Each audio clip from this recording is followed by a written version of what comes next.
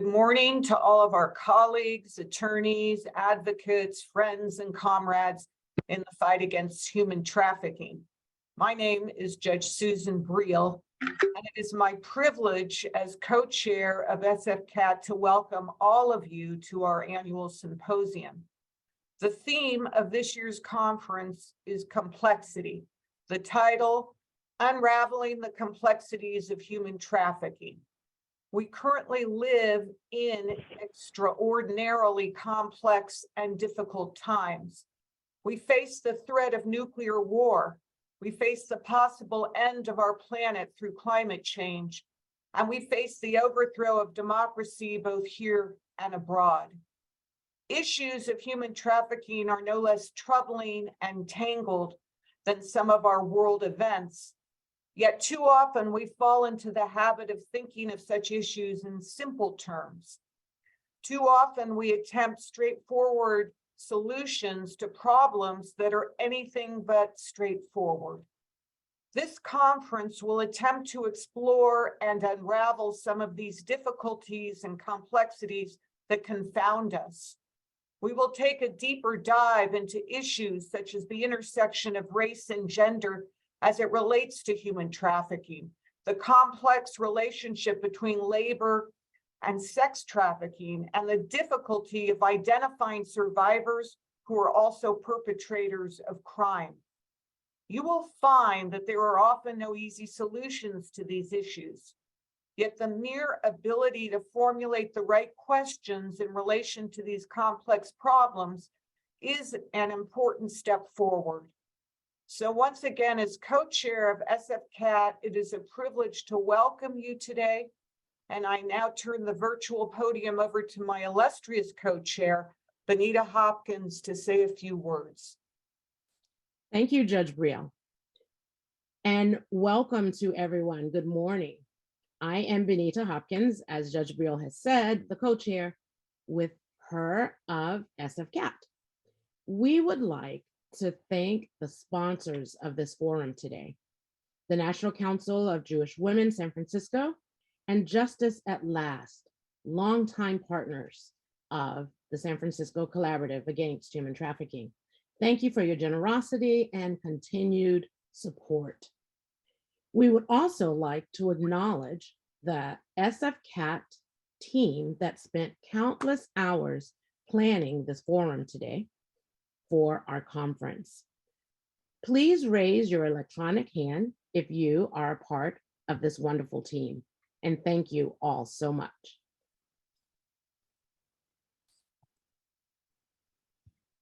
We would also like to thank the SFCAHT member agencies, over 70 agencies representing law enforcement, government, and nonprofit sector for advising the planning and assisting in the recruiting of the excellent team of speakers we have for you today that will present at the conference.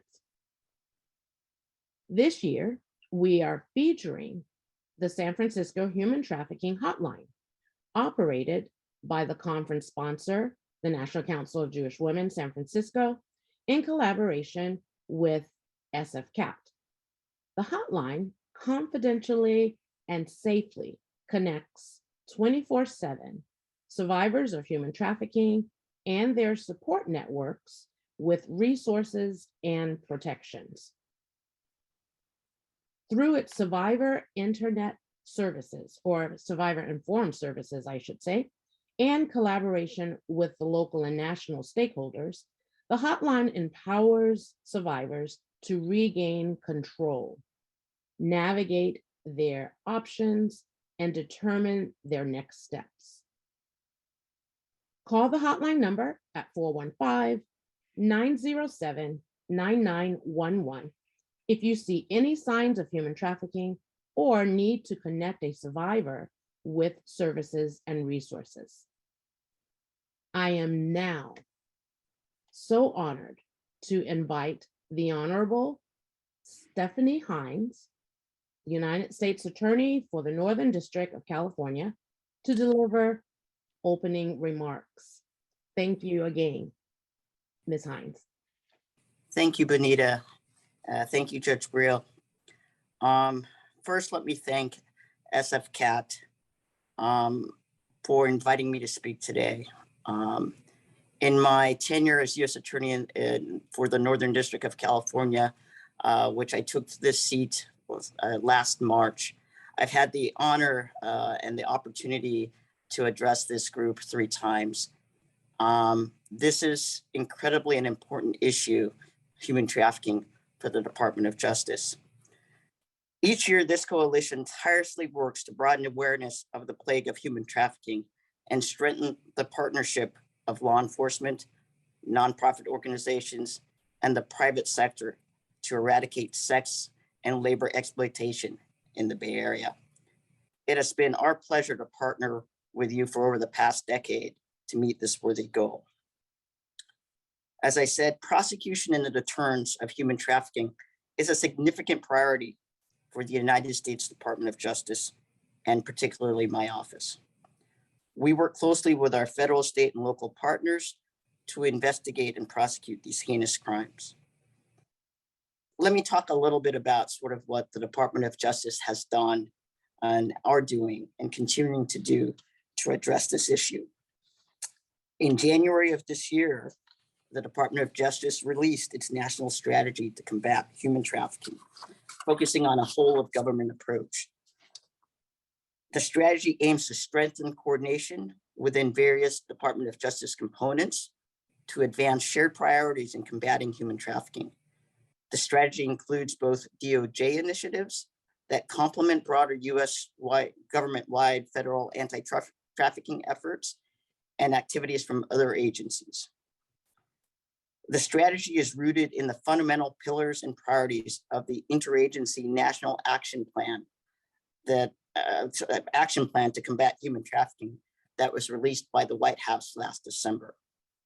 The plan is designed to enhance our capacity to first protect human trafficking victims. That is to enhance DOJ's capacity to detect human trafficking and identify victims, encouraging victims to share important information, employ victim-centered, trauma-informed approach, and culturally responsive approach to avoid re-victimization. Another pillar is to prosecute human trafficking cases and hold the traffickers accountable. Increase our engagement and training with our U.S. attorney community, assess our prosecution, and use a task force and collaborative model as what we do here in our district. Prevent human trafficking, provide more resources, funding, toolkit. Indeed, just yesterday, the department announced funding, a grant to support more victim services that would address, to improve our services to crime victims.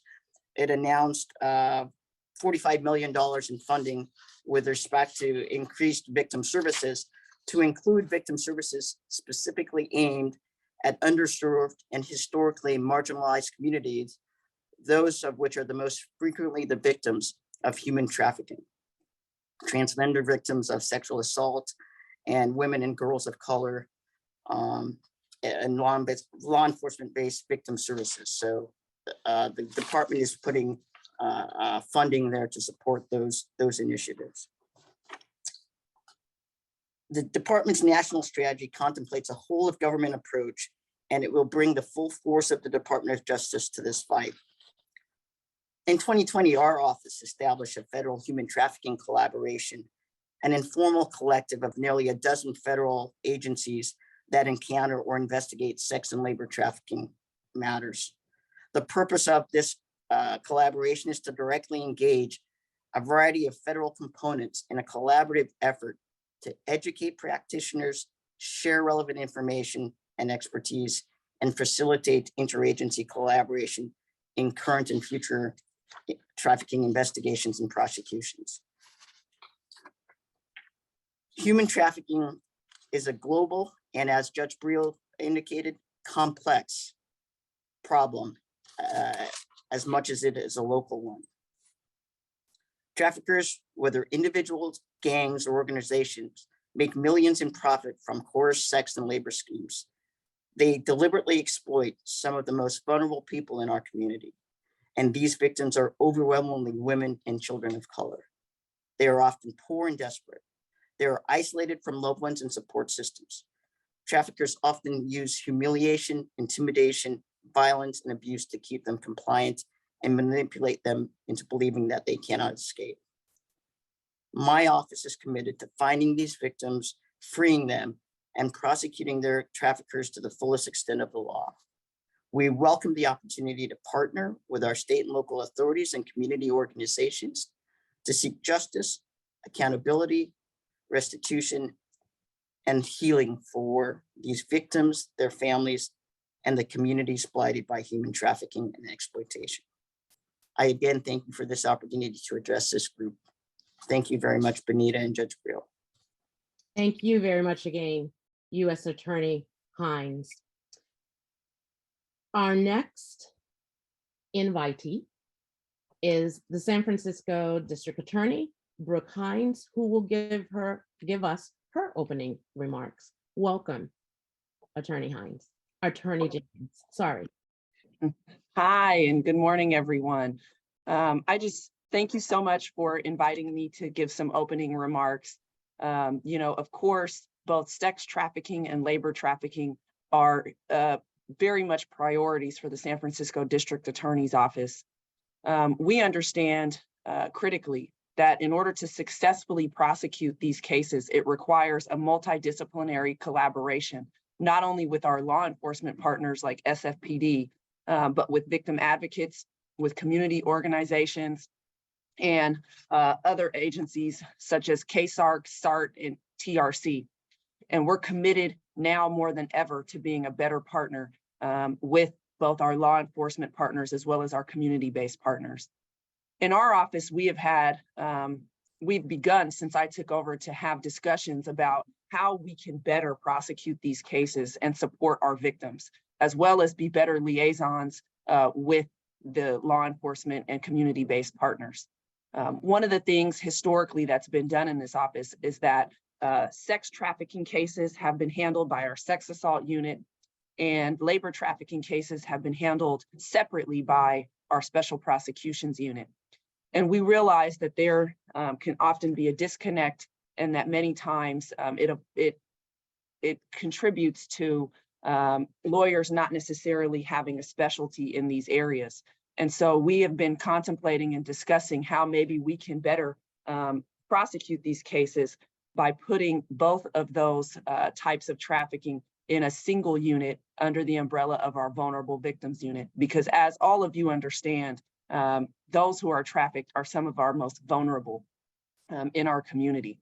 Just recently, I went into a neighborhood here in San Francisco with a neighborhood group in order to view sex workers that were out in the evening. And it's abundantly clear that some of these women are not there voluntarily.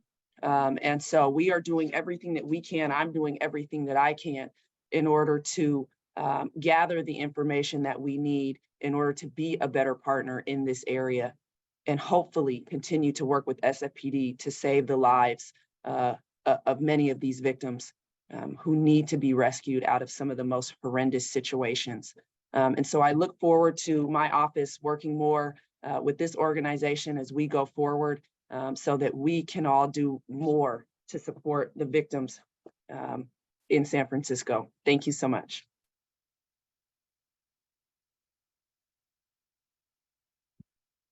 Thank you so much, District Attorney. We are very pleased that you are here today with us, and we look forward to working with your office and you. And now it's my pleasure to introduce the next speaker, Alethea Jimenez, Policy and Program Advisor from the Ending Violence Against Women Unit of the United Nations Women. Alethea, the floor is yours.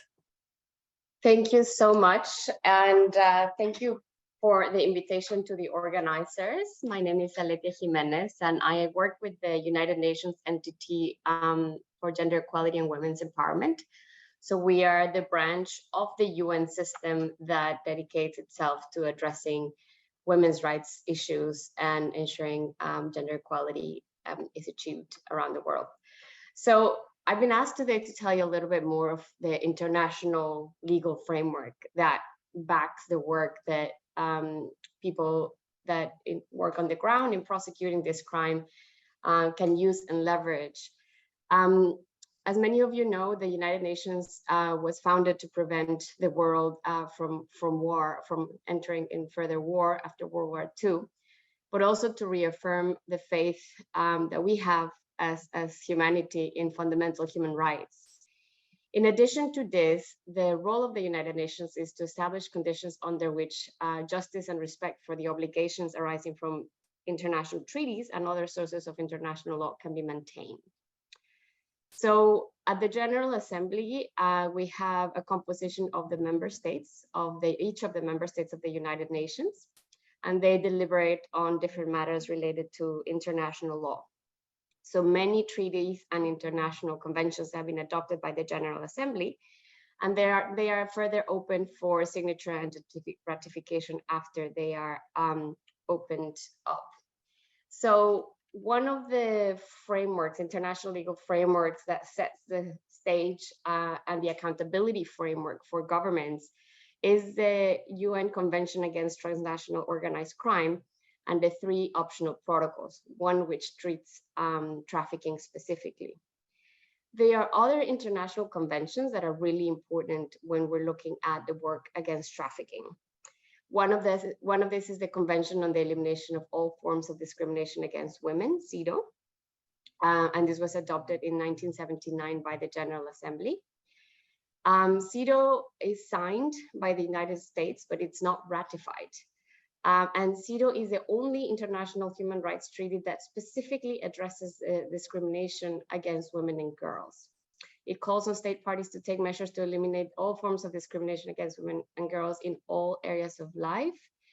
And we have 189 state parties that have acceded and ratified the convention. The US is the only country that has signed but not ratified the convention. We also have other relevant frameworks like the Convention on the Rights of a Child, which is the most universally accepted human rights instrument and is ratified by almost every country in the world except for the United States and Somalia. So why am I speaking about these conventions in relation to your work? The idea of this international human rights frameworks is to set a basis of standards and hold governments accountable to meeting these standards. And it's in large part of some of the work that we do at the United Nations. Our work in the anti-trafficking field ranges from specific projects and programs in different countries, but also policy level developments and policy level work, as well as international law work. And I'm sharing my screen. I think you're looking at an infographic that I thought would be interesting for you to look at today. Every 2 years at UN Women, we prepare the Secretary General's report on trafficking in women and girls. And this is one of those years where we've had to produce it. It was presented to the General Assembly 10 days ago. And in these reports, we focus on what are the latest trends, what is the issue of trafficking of women and girls telling us globally. And this year particularly, and I was quite happy to see that Judge Breal alluded to that, is that the world is in such a state of crisis, not only because of the humanitarian crisis and the war we're seeing in Ukraine and in many other conflicts around the world, but also because of natural disasters. And we are still recovering from the impacts of the COVID pandemic. So the report this year of the Secretary General looks at how have all of these crises affected women and girls globally. And the statistics have really not changed a lot. We know that for every 10 victims, 6 of the identified victims are women and girls, 4 adult women and 2 were girls. This is the data, the global analysis of data from 2020, which is about to be published by the United Nations Office for Drug and Crime which also produces a statistical report every 2 years on the cases of trafficking. We know that women and girls continue to be mostly affected by sexual exploitation. And we know that 92% of the victims identified in the 2020 reporting period were women and girls. And I wanted to kind of dig in a bit deeper here, because one of the things that we have been advocating for very strongly at UN Women and the United Nations is looking at the issues of demand. And of course, a criminal justice perspective and the justice response is essential to targeting and tackling trafficking. But there is an issue of prevention that is very much not tackled so comprehensively as we have seen in the area of trafficking. And how is it that we look at the issue of social norms, harmful masculinities, in relation to the sexual exploitation of women and girls? So a big area of prevention that is largely under-programmed, I would say.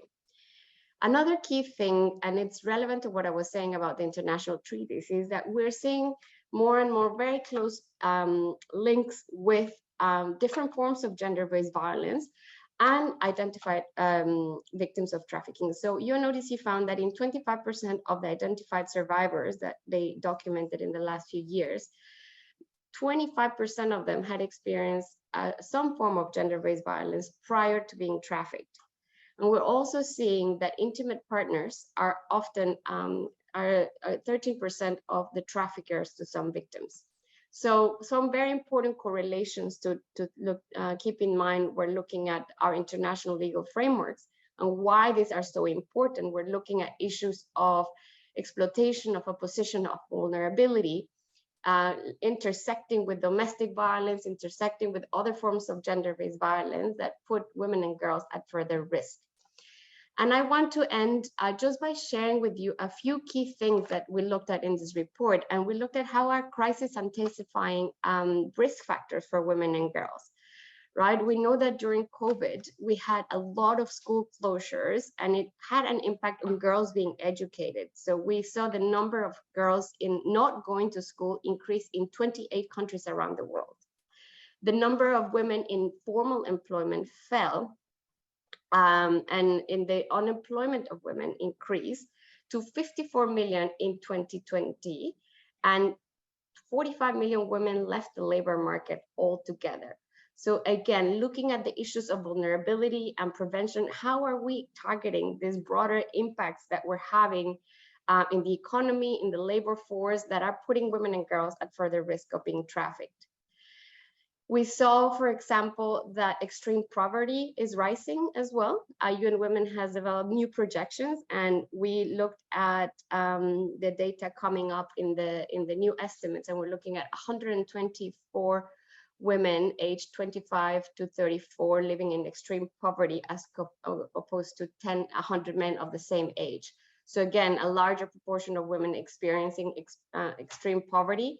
And what we're seeing in terms of social protection measures around the world is that governments responding to COVID did not address women's economic security, again, putting them in a higher vulnerability risk.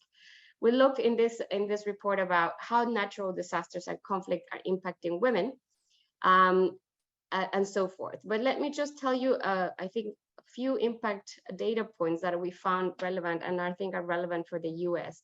In the US, an analysis of the National Trafficking Hotline in 2020 saw an increase of 120% of the proportion of potential victims from whom social media platforms were used for recruitment into trafficking. We're seeing similar and even more worrying trends in the war in Ukraine, where 3 months after the crisis, we saw a 600% increase in the number of users in the internet looking for Ukrainian women escorts. 300% in the increase of Ukrainian women pornography. So again, looking at these issues of harmful masculinities and how this crisis are really creating a boom of vulnerability of a larger group of population.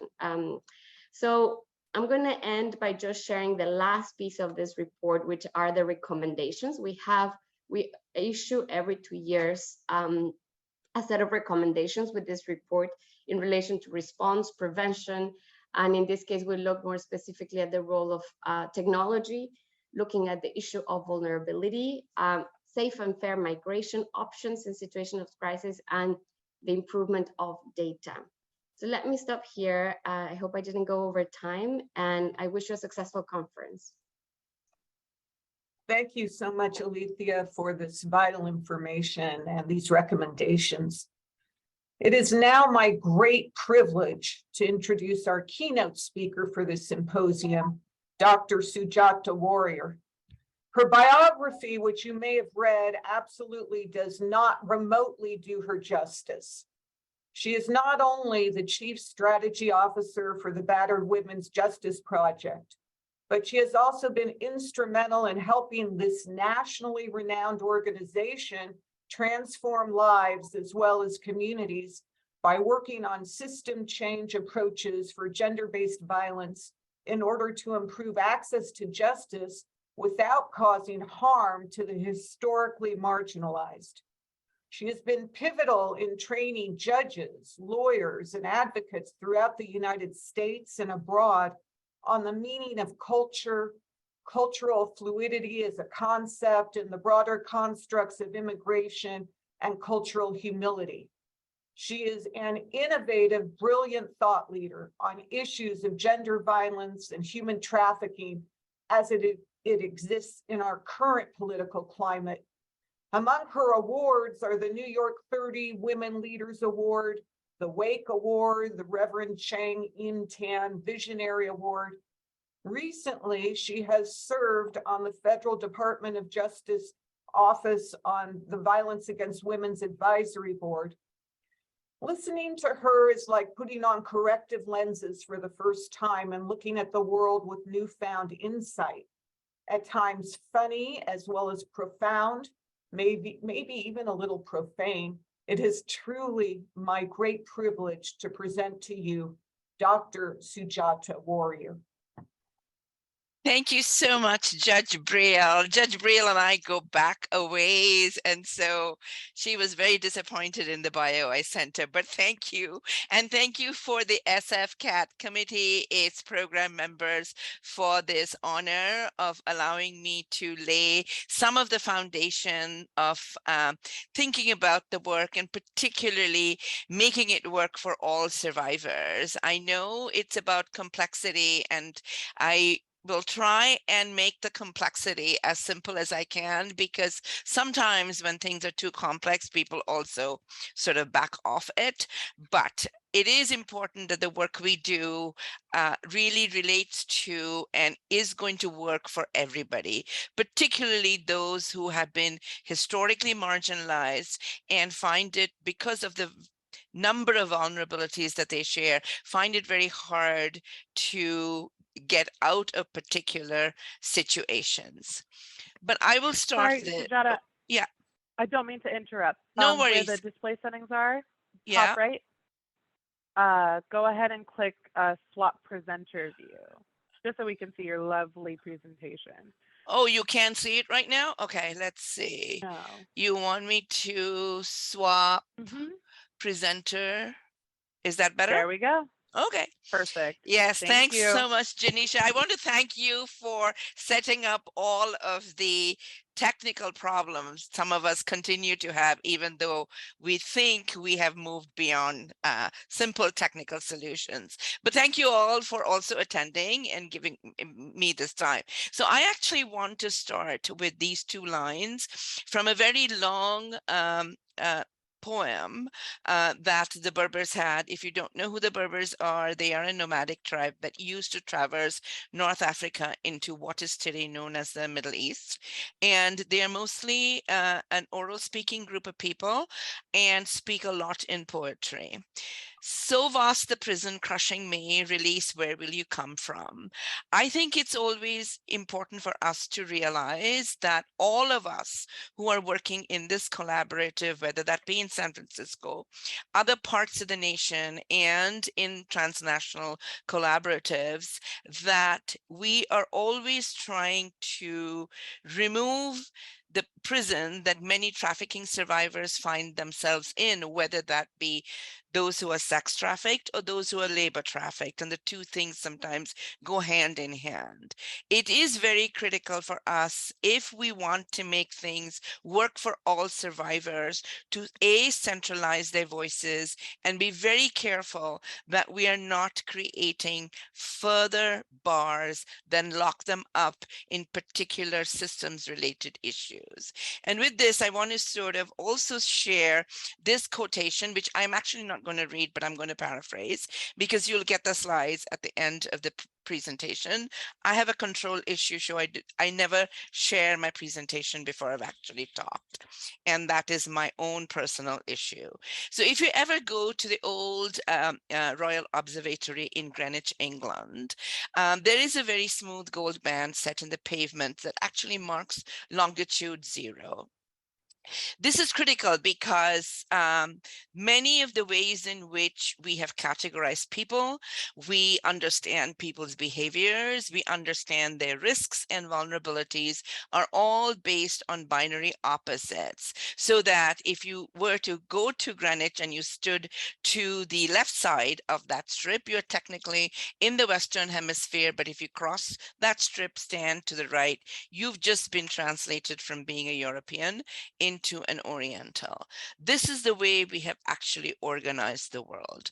Just think, if we move that 0 to, let's say, the middle of Tibet, what would be the East and what would be the West?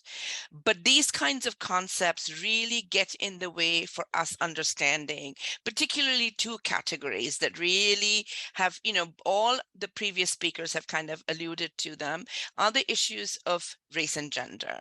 And particularly those intersections may actually have sort of been furthered and explained and explored by Kimberly Crenshaw in her sort of massive paper that came out in 1984, but nobody actually follows it.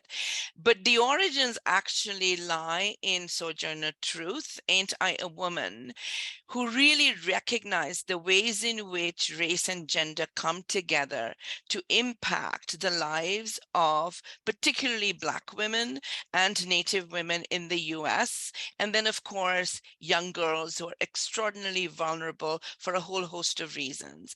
These intersections are really absolutely real, and you cannot really sort them out and separate them out to say that a particular person is being victimized and is vulnerable, A, because of their race, or B, because of their gender. It's how these two things come together, and one is not added to the other, but they occur together. But it's also important for us to look at sort of multifaceted way, and therefore develop a multifaceted response because of the sheer nature, scale, harm, and impact that trafficking poses to particularly certain very, very vulnerable groups. Because trafficking is inherently discriminatory. But we need to have an intersectional approach, not only to understand what are the structures that enable trafficking, but also to understand how we need to take an intersectional approach to truly understand what are the risks for specific victims because of who they are positionally, because of their race and gender, but also because of their class. Because remember, trafficking occurs because of the larger global system of capitalism and class, which then creates further vulnerabilities for some groups of people in very, very specific ways. And I think Ms. Jimenez just before also alluded to the fact that we need that kind of contextualization in both our studies as well as our data, because without those two supporting events, we will never understand what are the specific ways in which structures are leading to further risk and further harm, and also what should our approach look like. We often in this work, and partly also in much of the gender-based violence work that includes domestic violence, it includes sexual assault and so on, we are very, very focused on the risks posed by the trafficker on a victim or multiple victims. What we often do not consider, and because it's much harder to do, is what are the risks that are posed for this particular victim by family, community, but also by the interaction of the particular person with the systems, and what risks are posed by all of the institutional players that are part of any collaborative. And it's important to understand that, so that we do not further disempower victims in a way which we probably didn't intend, which is how all of this is connected to the opening quote. So we do understand that, particularly in sex trafficking, that there is a gender component, and gender makes women and young girls very, very vulnerable in specific ways when you're looking at international trafficking, and in very, very specific ways when you look at domestic trafficking, particularly domestic child trafficking, right? So when you're looking at sex trafficking in the US, 40% of the sex traffic victims are Black, and 63% of labor traffic survivors are Hispanic, with 17% being Asian. But also Native women, and particularly we know with all of the murdered, missing Indigenous women, that Native women are also particularly vulnerable. And you can see the data. This is data we have, right? Because the problem is we don't gather data in large metadata sets because of a whole host of issues in gathering that information. So much of the research is really small, sometimes anecdotes, and sometimes really, really small data sets. But what it actually, the data is, even in these small studies, and if you want those references, I can give it to you, is that it's very disproportionately impacting young women of color, which means both Native, Black, Asian women who are impacted in very, very specific ways. And that the intersection of race, gender, and class, at this point, I will just use these three because intersectionality really looks at the much larger ramifications of how these things actually come together. But we have to consider all of these things, because when you're working with specific survivors, we have to understand the background, the cultural considerations, the culture that's driving them in very, very specific ways, creating those vulnerabilities that then traffickers really, truly exploit. What then is important for us to understand is that people live multiple layered lives. And in looking at race and gender in particular, and class also, we have to understand historically how these things are linked, and how those histories of oppression then drive certain forms of vulnerabilities. And you have to look at all of the types of discrimination, because if you don't, we don't understand the entire gamut of risks. We, as people working in systems, may feel, oh my God, this person is a terrible risk from this specific trafficker. Yes, that is true. But it's also true that the particular victim may be facing tremendous pressure from family, from community, and then the risk of just engaging with even law enforcement, even sympathetic, understanding law enforcement, may not actually work for that person. And there are reasons for it that need to be discovered and figured out. What exactly are the driving features, and what are the specific risks that is driving a specific victim to respond in a specific way. And so it is really understanding that these intersections occur in different ways for different people at different times, and usually something is very unique at the point of that intersection. And it is, I mean, as Judge Briel opened it, it's understanding the full complexity of all of the experience, because slotting people in specific categories and slotting certain forms of discrimination, or saying that racism is more important than sexism, actually does a disservice for everybody. It does a disservice to how systems respond. It does a disservice to actually the victims who we are trying to work with and show them or maybe engage with them in a way that lead to a different outcome. So what is it that you can do? It is absolutely critical in any collaborator, and I've been on way too many collaboratives to know how this plays out. Once you get many different systems players involved, survivors are no longer at the center of the work. It is absolutely critical that we center survivors. The work should be survivor driven. And that means understanding what all of the experiences are, ways in which even survivors from a particular community can have different experiences, but what are the common threads?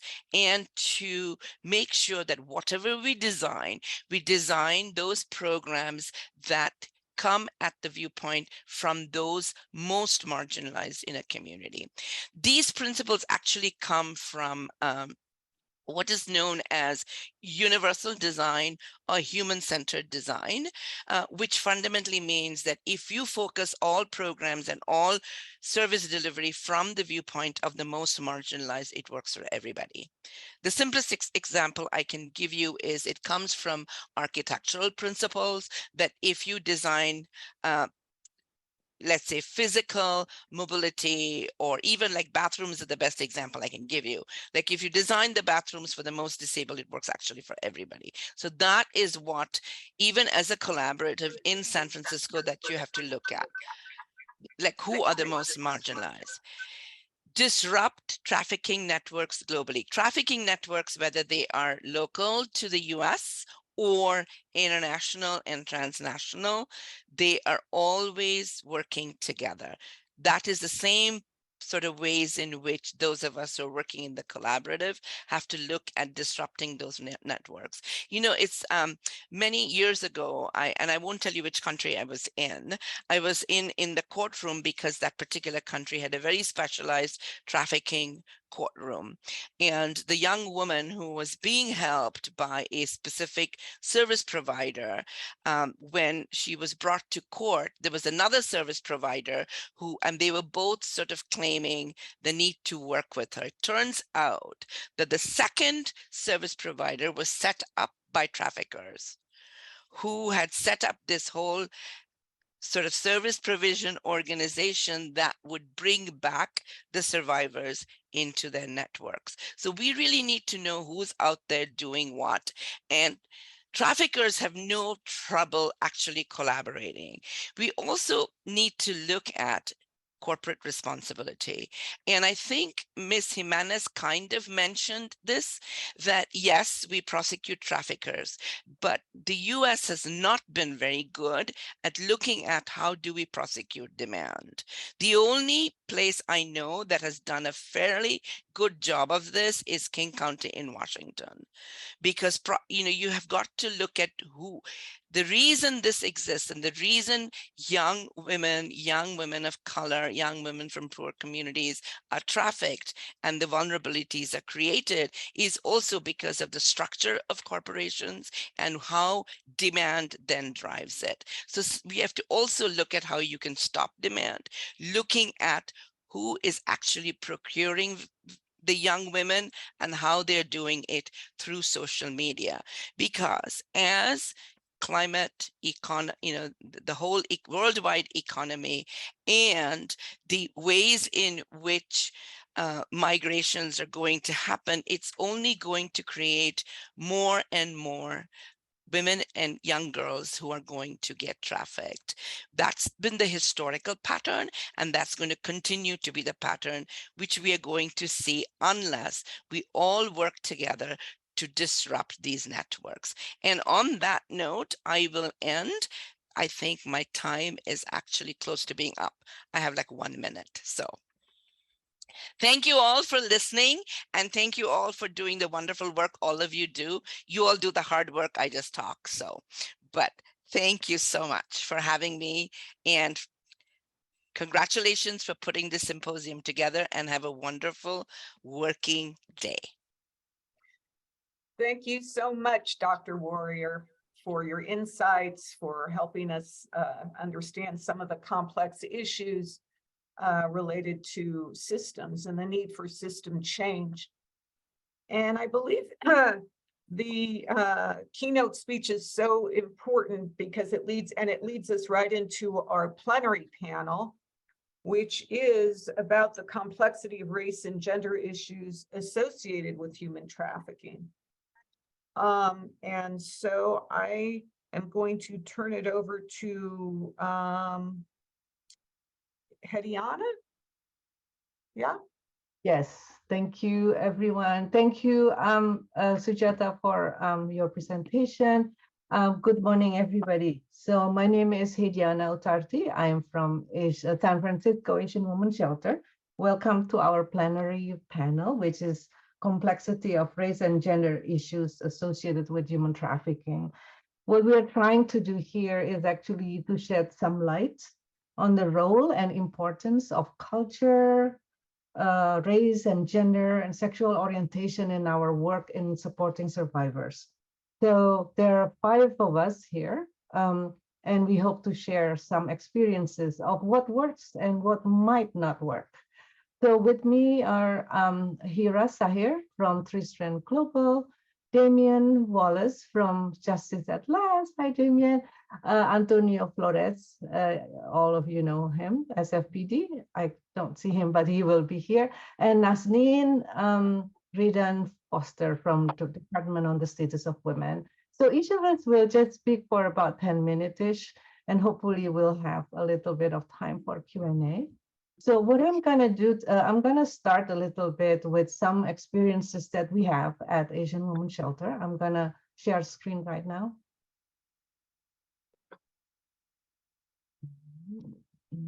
So everyone can hear me okay? Yes. So what I'm talking about here is gonna be a little bit of repetition of what Sujata has said. So what we are trying to do here at Asian Women's Shelter is actually practicing of what what Sujata have taught us a while ago about what is cultural awareness anyway. So our learning objective, I'm gonna pay attention to my time. Hira, can you tell me if I have like 3 minutes left? Okay, so the purpose of my presentation is to define culture and its role in our work and build a cultural awareness and think about what does that mean and create some thoughts about best practices that basically towards trust building. So when we were asked, we as an Asian Women's Shelter folks are asked, what does domestic violence or human trafficking look like in the Asian community? A lot of time we don't want to go to those, we don't really want to go there because, domestic violence or human trafficking, looks similar in many, many cultures, and that by talking about how it looks like in API community, in Latinx, in the Black community, it's like we're almost doing stereotypes. So then sometimes we're stuck in between this. On the left side, you see culture is seen as a stable pattern of belief, values, thoughts that transmitted from generation to generation. On the other hand, some people say culture is so complex that it's like so individualized. So where are we in this situation when people say, think about culture? So we're trying to be somewhere in between. So, but we still believe that culture is still important. Culture shapes an individual experience of violence. I am originally from Indonesia, and when I work with Indonesian survivor of human trafficking, it's so different when I'm talking to somebody who have some education and who were brought here as a nanny, who don't know anybody, who don't speak English at all. I mean, I think you all understand that. The culture of the advocate, law enforcement, office, etc., impact outcomes. So many of our agencies say we serve everyone from all walks of life. But then the fact is, a couple of years ago, when I looked for housing for my transgender client, some organization asked me if your client have had gender reassignment surgery or not. If they have not, then they can't go into their shelter. So that means our culture, our homophobic and transphobic culture is still there. We don't quite know how to support LGBT folks. Culture shapes survivors, perpetrators, and community responses to violence, prevention, and intervention expectations. So for us, when we work with our Muslim identify community, most of them are very hesitant to seek help, to have anything to do with law enforcement, because they are the ones who have been targeted for anything you have heard about it, terrorism, etc. So it took us a long time to get a survivor to come out and talk to us. And I just want to say we do have Arab Women Services at Asian Women Shelter. There are two phone numbers that you can call, and you can speak only in Arabic. And finally, culture shapes access to services that might be crucial for all involved. And at Asian Women Shelter, we interpret this as language. When we don't have language access, then many people who do not speak English, are not able to access resources that are crucial for them. So what is culture anyway? So again, it's thought to be a stable pattern of belief. It's usually oversimplified and focused on race and ethnicity. And it looks like a packaged picture of different culture, this and that, this and that. So this is the homework for all of you to think about culture versus ethnicity. A Chinese boy trafficked from Vietnam, a Chinese lesbian health practitioner living in Toronto, 14-year-old Chinese teen adopted by Jewish parents in Iowa, Chinese Muslim farmer in Gansu province in China, or newscaster Connie Chang. This is a thought about what is culture and what is ethnicity. So we learned this from, actually from Sujata. What is definition of culture? It's a critical definition of culture refers to shared experiences or commonalities that develop and continue to evolve in relation to changing political and social-political context. So it can be everything from class, sex, national origin, sexuality, race, majority, minority, ability status, education, immigration status, and all this stuff. And I want to mention the last one, which is the other access of identification within the historical context of marginalization or oppression. It's a mouthful, but one example that I can say is that a refugee from Laos and a refugee from Bosnia might have more affinity as opposed to the elite from those both two countries. So that's just one way to think about it, because where they are at in terms of the larger political economy and war and peace and everything, they probably have much more things in common. So this is your little homework. Before you go to bed tonight, think of a time when somebody made assumption about somebody else, or maybe when you make assumption of somebody else, and then see how it impacts. Think about the power difference and how it impacts the relationship. And then think about the opposite when it's true, when somebody made assumption of us in a way that's actually hurtful.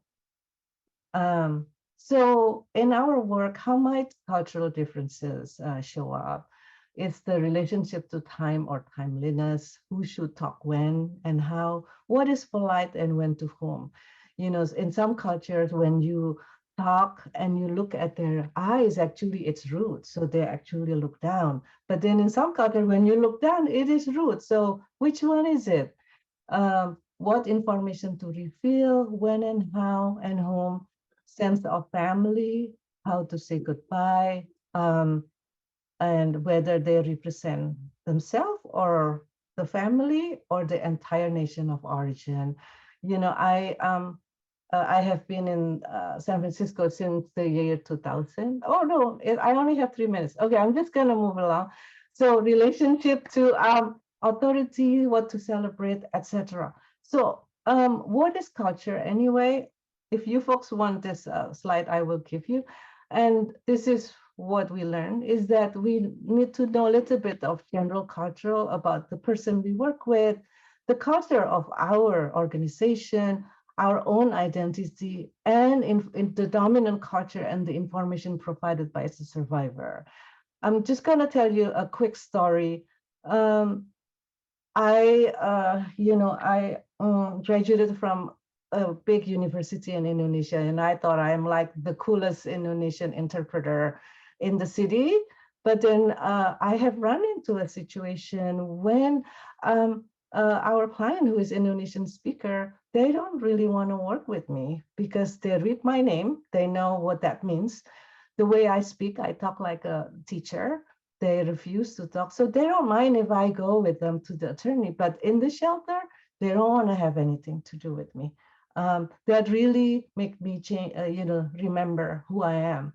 And that culture is something really, really interesting and complex. So what can we do? Slow down, check on our assumption, be aware about misinformation, listen to our clients and their interpretation of their culture and what that means to be in that culture, and recognize the other impact of other contexts, as Sujata said, and know that this is a lifelong learning process that is always in the process of becoming.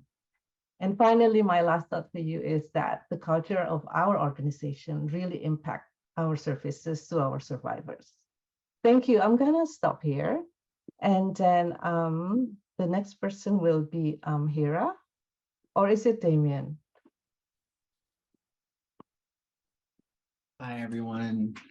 My name is Damien Wallace. I'm a senior client advocate with Justice at Last. I've been working in the social services sector, nonprofit sector for the last 7 years, providing case management and mental health services to folks in the LGBTQ community, as well as transitional age youth, young adults, and older adults throughout Santa Clara County. Yeah, so that's just a little about me. And for folks who may not know what my organization is, again, it's Justice at Last, and we provide free legal representation to survivors. And we're very client-centered, trauma-informed, and culturally sensitive. So we provide legal counsel and support to survivors of all background and every type of trafficking as well. And we are located throughout the San Francisco Bay Area, supporting these survivors and helping them seek justice. So today I will be talking about LGBTQ+ and complexities of gender associated with human trafficking. So how does this kind of relate to human trafficking? A lack of safe housing is a really huge risk factor for both sex and labor trafficking and the LGBTQ community. And I say this because they face a unique circumstance that leads them to homelessness, that also leads them to being trafficked or, being put in certain situations where they have to fight for survival. A lot of folks usually are kicked out of their homes, after coming out to their families, or, maybe they're having bullying at school because of their gender identity or their sexual orientation, or just running away from abusive situations in general, or possibly even discrimination in the workplace. A lot of LGBTQ individuals are left to provide by themselves, and sometimes that's going into survival instinct, survival mode, and having no other choice than relying on survival sex or labor services, which involves trading sex for social items. And that could be for anything for food, shelter, drugs, or even money, which can be really dangerous for the LGBTQ+ community. An average of 7.4 more acts of sexual violence and human trafficking toward them than heterosexual peers. So in a lot of ways too, and basically how other people can become more inclusive and even become an ally is just kind of maybe having more trainings, LGBTQ inclusive in trainings, having a more understanding on what is human trafficking and what does that look like, even if someone does identify as lesbian, gay, bisexual, or transgender. What does that look like to them?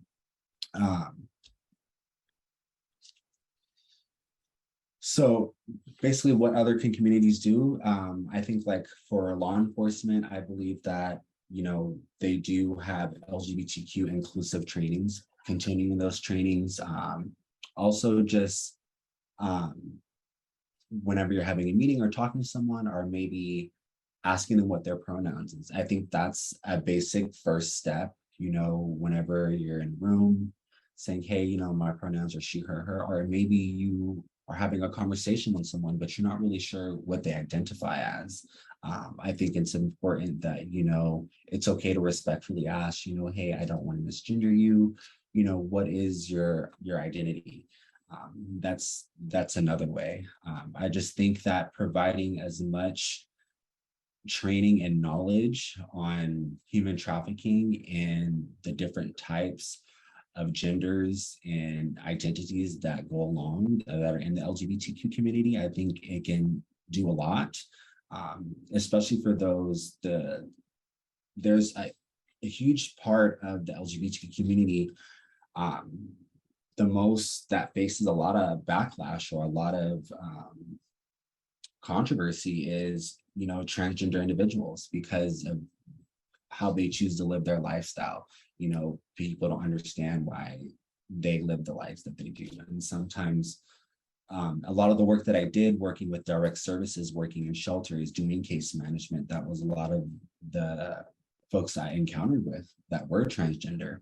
The only thing that they could resort to was sex work, or maybe they were trapped in a trafficking situation because they were kicked out of the home, they had nowhere to go.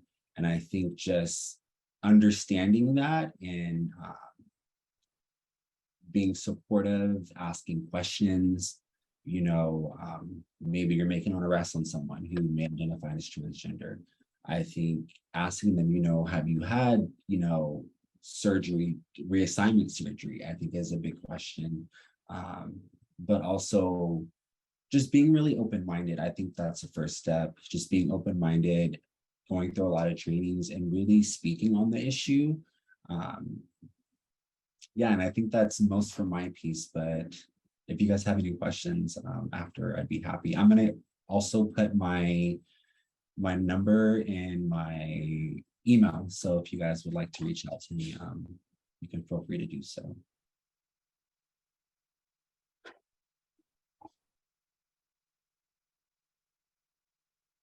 Thank you, Damien. I think Hira is the next one. Hi everyone. So I'm actually going to also share my screen. So hold on. Can you guys see this?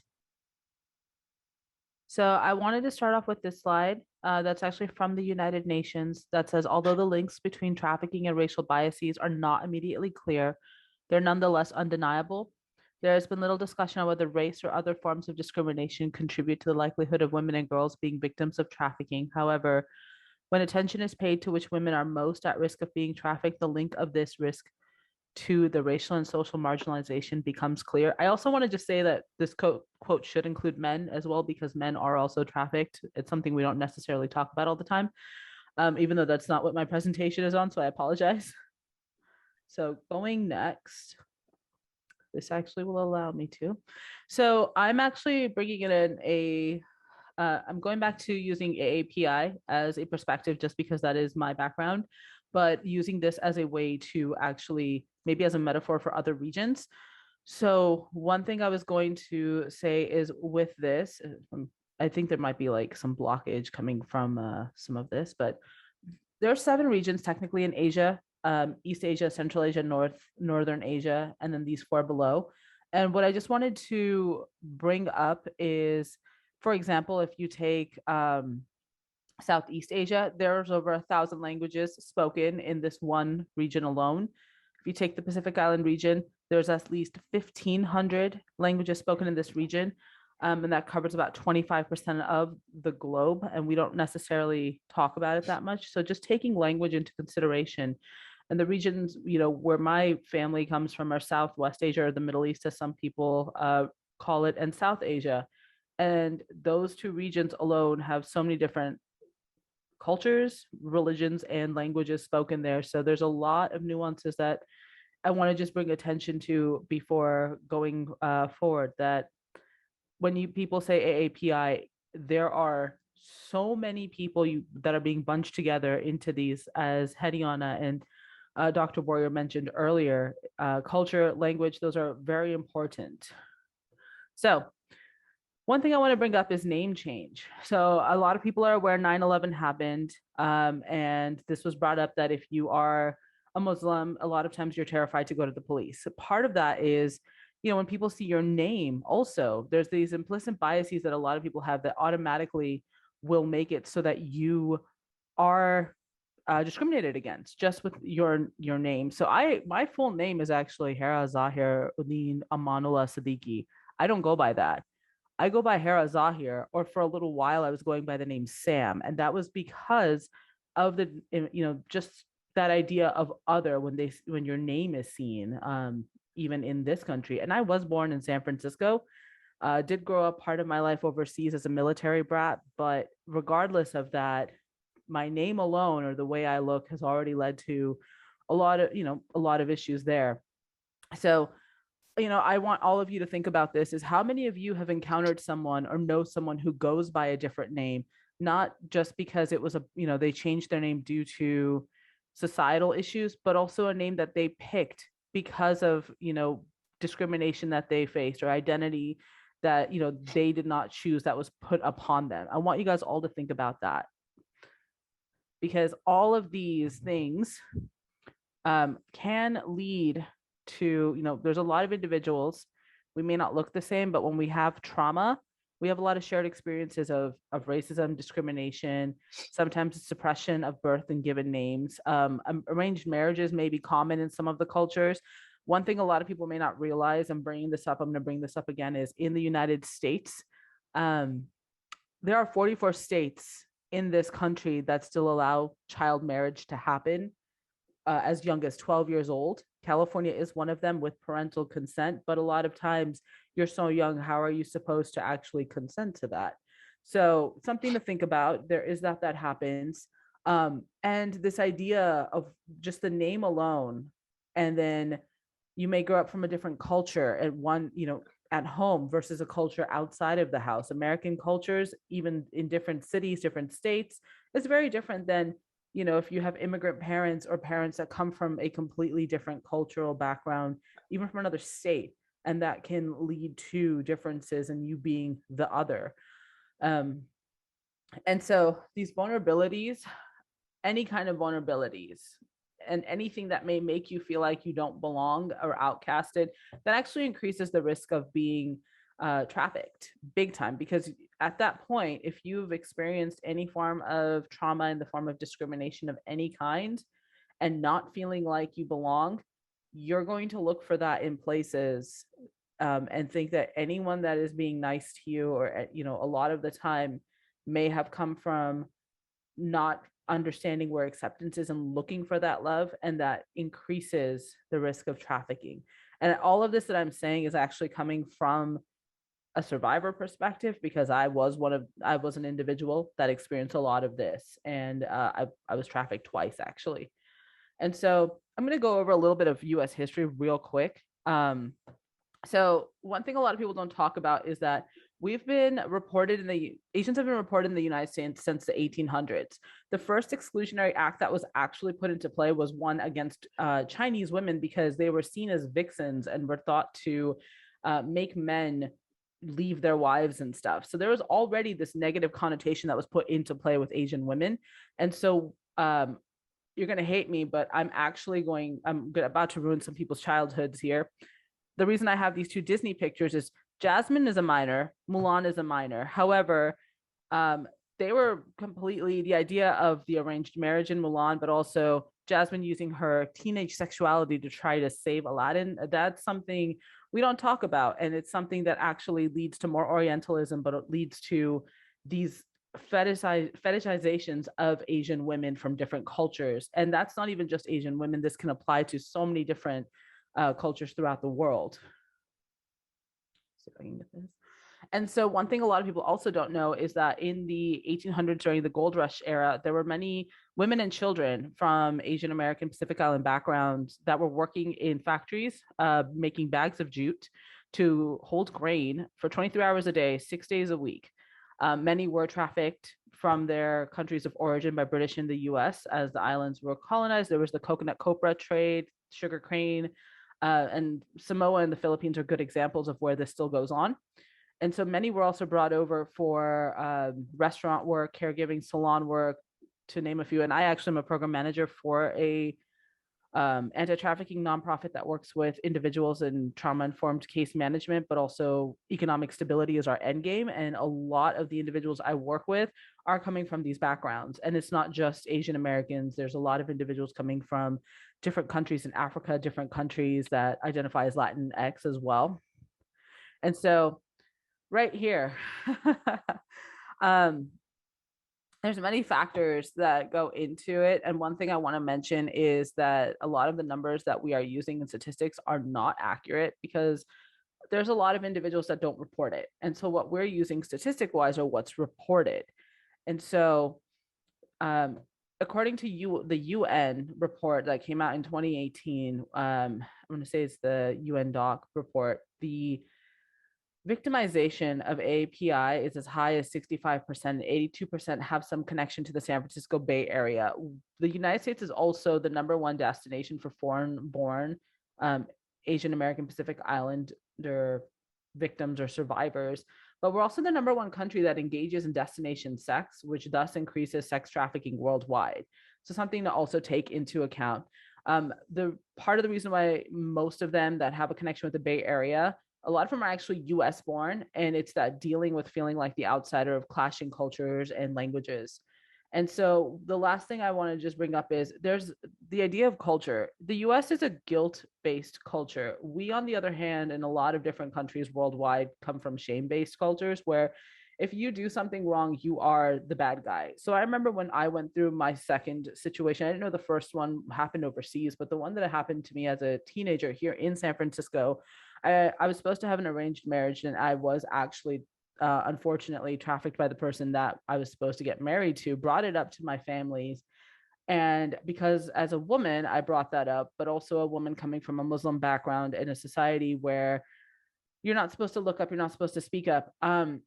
I was cast out of my family. I was outcasted, I was disowned. And it took me about 14, 15 years to try to bridge the gap, like with my family and my parents, because they didn't believe me that the person I was supposed to get married to, as a 15-year-old, I was engaged, that this person, not only sexually assaulted me, but told me that if I wanted to go forward with this marriage and didn't want to bring dishonor to my own family, that I would need to, pretty much sold me amongst his friends, which was not, I didn't understand what was going on at the time, didn't know what to call it. And, it took me a long time to even speak up about it, like outside of the purview of even telling my parents, because once I told my parents and they disowned me, that was it. Like, why would I want to bring it up to anyone? And so, the why is we want everyone to understand that there's differences in cultures and languages and everything that is going on. We might have one culture at home and languages we speak at home and completely different on the outside. And it has nothing to do with not being American enough. Sometimes it's just the idea of not being enough, which can lead us to be vulnerable. So acceptance and being open and speaking to each other and learning about that.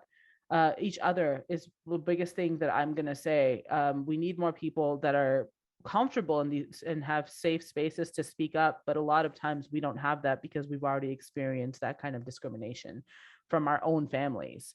And so that's the why, as why I wanted to bring this up and speak up a little bit. But yeah, if you have questions, feel free to ask. And that is it. Thank you, Hira.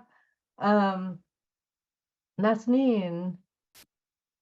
Yeah, thank you. Again, my name is Nazneen Raidwan Foster, and I am the program manager for the Department on the Status of Women, overseeing our anti-trafficking initiatives, including the SFCAHT Collaborative. I just wanted to thank my colleagues, Damien, Hediana, and Hira, for discussing the work and your personal experiences to help disrupt these complexities. I will be talking about this from the framework of how our department is working to unravel the complexities of gender and race within human trafficking and our commitment to finding solutions to these issues. As you all know, it is our goal to promote equitable treatment and foster the advancement of women, girls, and gender-conforming peoples. Dr. Sujata and my colleagues spoke about this so eloquently, but you cannot talk about human trafficking without addressing poverty. Gender, race, and economic inequality are intertwined, especially now more than ever, when basic survival needs like housing, food, clothing, healthcare, and safety are going unmet. This is why the Department on the Status of Women is investing its resources to ensure these basic needs are being met, but also helping uplift these survivors through our three main pillars: economic security, health and safety, and political empowerment and civic engagement. Through these three areas, the department aims to improve the whole lives of our targeted communities, including their health, their wealth, physical safety, and well-being. Our programming is designed not just to create balance when it comes to the construct of gender and race, but also to empower women, girls, and gender non-conforming people with the tools and resources to build pathways to healthy and prosperous futures. This shows up with the organizations we work with, like Asian Women's Shelter, who improve the lives of our communities and support survivors and understand that they are more than traumas they've experienced. So some of the things that we're working on include working with organizations to provide financial empowerment and independence through income pilots for our Native and Black communities, because we know they are definitely underrepresented in terms of the support. Working with organizations to provide other housing options for survivors.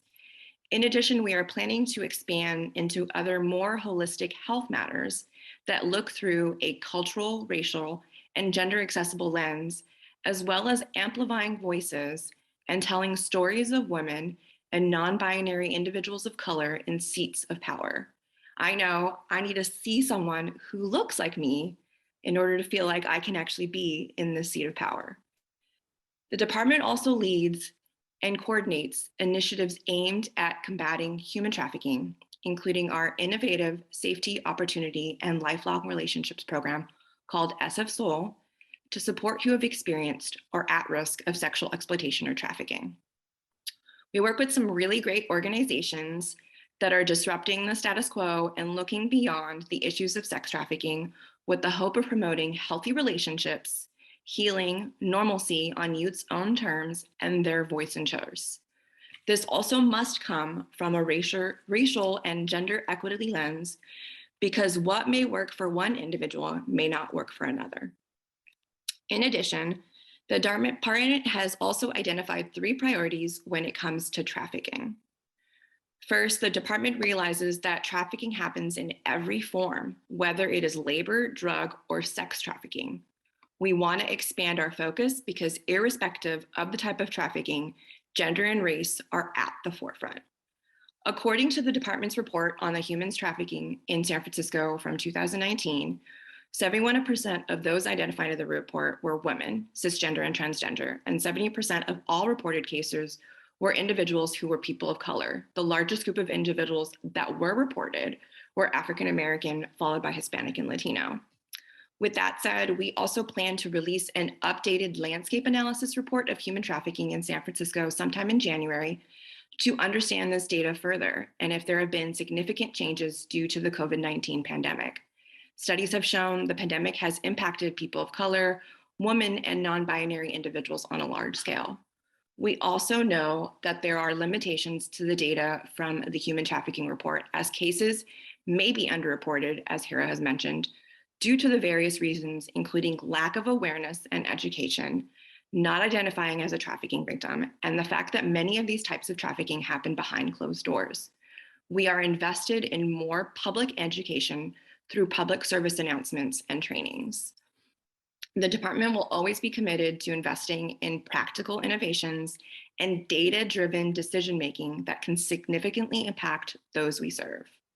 Finally, The department understands the importance of convening communities from all walks of life and continue making it survivor-centric.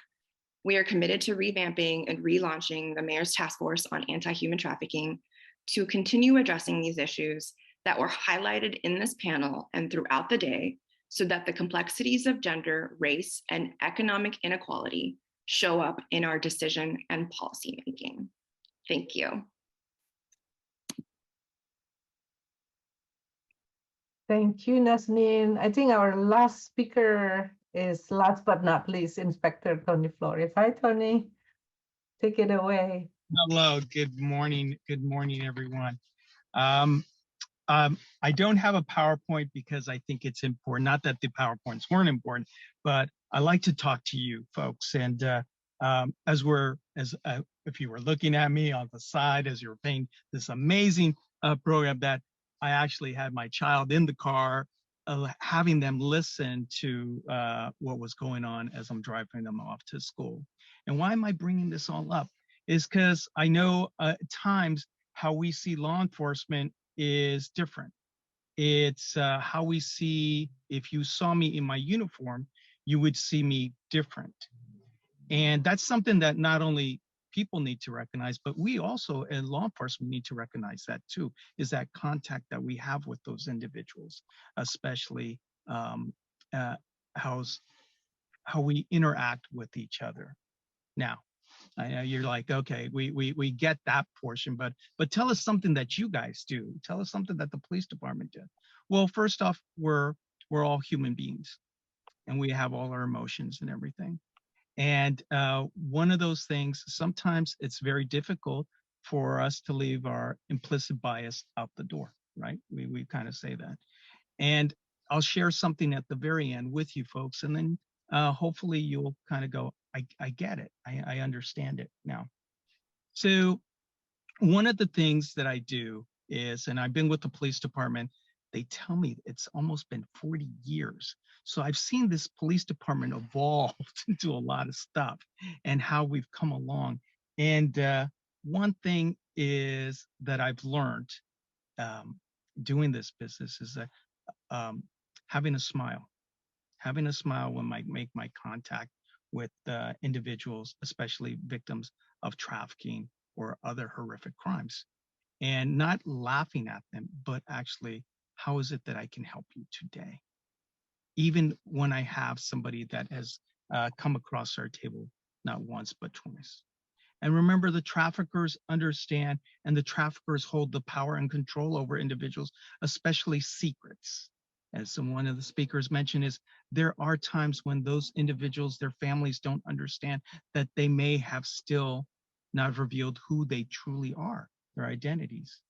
And as I tell the client, yes, I say client, is that I said, listen, I work for you. I understand if you want me to share these things with your family, you let me know. A lot of the stuff that I do with my training with other officers and also with people that are investigating human trafficking is that we need to stop going for the tell me what's going on, not really looking at the people face to face like I'm looking at you right now. And it's a building rapport. What is building rapport? Is building rapport in 5 minutes? Is building rapport in 10 minutes? Could building rapport take hours? It really depends on the dance that I'm doing with the client or the victim at that time. It's their pace, not my pace. I understand my role is to hold the person accountable, but am I forcing that person to tell me something because I'm on the clock? I want to get home. No, this person has been involved with something. Normally, my interaction with building rapport is on the average about almost an hour to 2 hours. What do we talk about? Well, I talk about them. I learned everything about them. That's what we want to do. We need to recognize that that's what we not want to do. How many times have all of us gone to the doctor's office? You get inside there, you're ready to tell them, and you not to say anything bad about doctors, you're lucky if you got 5 minutes, right? And then they're gone. But that's not how you build this rapport. And we have to understand the courage for those individuals to come forward to tell us things are crucial. And that's the opportunity. And if I'm having a bad day and basically they can see that on my face, that becomes very challenging for that victim. Remember, the victim and the client has always been told by the traffickers is that nobody's going to help you. Nobody's going to listen to you. They're going to divulge your secrets. They don't understand you like I understand you. So it's really important that we understand this concept. And I know I'm preaching to the choir. I know, but these are things that we have to remember. We tend sometimes to forget. We get on our little ball. We just had this big, humongous pandemic. We have all these things that are going around the world. When you meet that client, they really don't, they're saying, I'm okay, I'm ready to go. To identify race and gender is really important for all of us to understand. And not only for law enforcement, but everybody across the board. We really do. And I'll give you an example where this came to play. And not going into a lot of details, but I realized that this was that person's identity at that moment. So I get a call early in the morning. And when you're being woken up early in the morning out of a beautiful sleep, the first thing you're trying to think is, they said, okay, we have this person and they're it's a transgender female and they've been trafficked. Okay, all right, okay. Anything else? Yeah, we just don't know what to do. Okay, all right, I'll be on my way. And again, I told you about this building rapport. So their contact with law enforcement was not pleasant. And they weren't from the Bay Area. They were from another town, and another town, a small town in California, where people aren't as free and loving as we are here in the Bay Area. And we have to recognize that. And as we are building this rapport with this individual, they had disclosed to me some things that had happened and some of the outfits that they were wearing at that time. And one of those things that was their identity was a wig. And the wig that they had was crucial for this investigation because the wig was also featured in photographs that were taken by the trafficker and in child pornography. Okay. So what do I do? This is their identity. This is who they see themselves. And we had a conversation about that. And I said, we would like to hold this person accountable for all these horrific things that you did. But I might need that wig. And we talked about it. We came up with a solution. And this is where we all worked as a team. When I say a team, I'm talking about the San Francisco District Attorney's Office, Victim Services, and other people. And we said, you know what? What if I get you another wig? And the thing was, and when I say it, and then when you say it, if you say it and you promised it, you have to fulfill that promise. So don't make promises that you can't keep. And we did that. I was given the wig. It took a few days to get another wig that to their liking, because I'm not just going to get them one just quickly, but they were very happy. They were their identity. And they said, you don't understand. If I don't have this wig, I'm not who I am. And we need to recognize that, right? I recognize that. So it's important for all of us to realize that it's not everything's going to be black and white. Never everything's going to be in a fit into this mold. We have to. We're evolving. We're evolving. Come on, let's be honest with each other. How many times we were using pronouns? You know, this was all a new concept. It's a new concept for me. And why is it a new concept for me? Because of my kid who is trans, who I love so much. And they said, Dad, I'm not a girl anymore. I'm a boy. And the response is, it doesn't matter. I love you forever. And so that's my story. That's my story. And not every all law enforcement is like me, or maybe I'm the odd duck in the pond. But I do talk to a lot of my colleagues, and they understand. They go, man, that how did you feel? And I said, I felt proud, and I feel honored that my kid can actually talk to me. How many of us have those children or victims that they will not talk to us? Right? And we have to realize that. So I've been blessed to, I remember when we were having the panel and discussing, how do we do this? And I was explaining some of this, they go, you'd be perfect for this portion of it. and I share my stuff with you. As all you folks know, I am an open book, and I won't call it a fight against human trafficking. I will call it try to understand it better and hold the people accountable for doing those things to victims that don't want this done to them anymore. That's my job. And my job, we have to remember these things. This isn't just, oh, I arrested that person and here we go. So Yeah.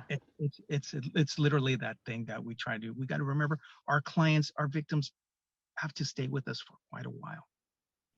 Thank you, Tony. Tony, actually, there's a question for you. I'm going to read it. Absolutely. From Melanie Kushner. Question for Inspector Flores. I was a therapist in SF jails for 14 years, which included running re-entry services and the women's psychiatric housing units. So many of the women have been trafficked, a huge amount. They end up justice involved. How can we support solutions that we do not require incarceration for victims? I think it's really important for us to, and again, this is also for defense attorneys too. They need to understand once their client has basically, if they can identify them as being trafficking victims, they need to reach out to the prosecutor's office and say, hey, listen, I think there's a possibility that my client is actually a victim of human trafficking. That's how we get involved in a lot of these things. And I think it's really important that we all, again, everybody understands that we work in this arena together. And if so, then we can listen to their story, determine if it is, and then talk to the prosecutor, say, hey, listen, yes, they're absolutely right. They are a victim of human trafficking. I've done this time and time again. Some say, I say yes, sometimes I say no, but it really is a different type of dance. And if they are, then we put them in a different arena, and then we start getting services and getting their record expunged and all those things. Thank Great. you, my panelists. I think we have 10 minutes, is it? Antonia, we have time until 10:45, right? If anyone would like to share or ask question, please do.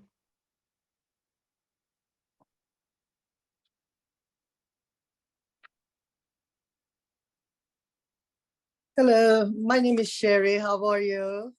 Sherry, how are you? Awesome, great. I am so salivating with all those knowledge and all those caring. But the number one is I would like to address, it takes a village to raise the children. And I believe all of things you guys saying and doing is fantastic. We need it.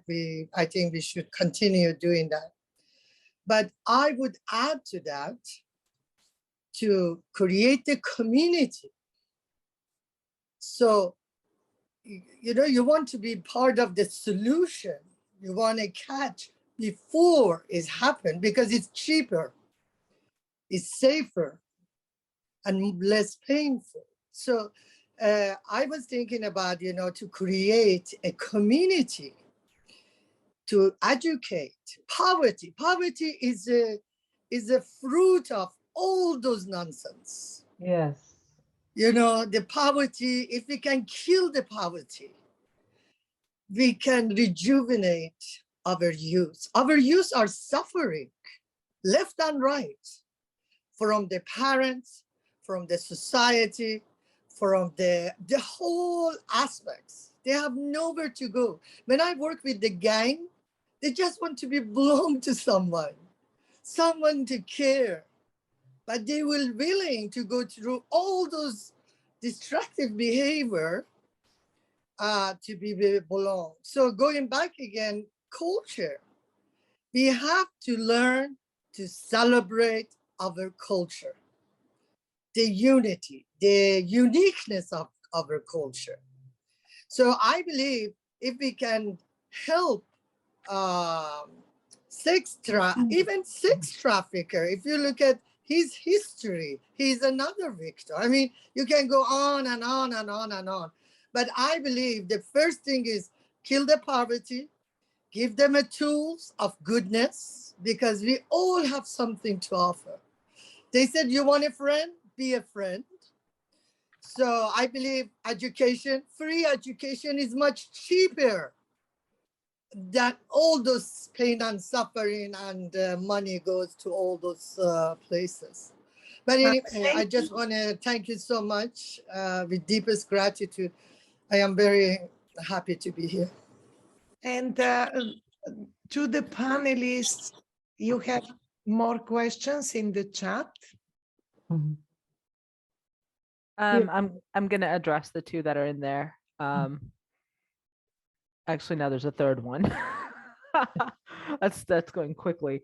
I was gonna say, as someone who actually went through it myself, and didn't recognize it, I don't consider myself a victim at the time, just because I didn't know it. And so that's where I brought up the idea of it's underreported, is we don't actually understand what's going on with us and may not even know what to do. And when we do try to talk to someone, if we're completely rejected, we're going to be more terrified to even mention it. So we're not going to know we're a victim if we don't even know what's going on with us.